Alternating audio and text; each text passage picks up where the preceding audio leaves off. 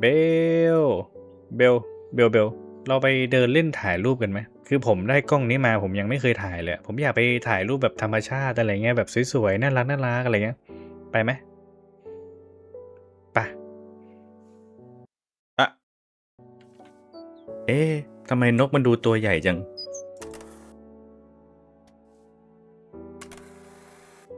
อุ้ยแพนด้าแดงโอ้โหกำลังหลับเลยโอ้ตัวนาคโหกำลังว่ายน้ำท่ากุนเชียงด้วย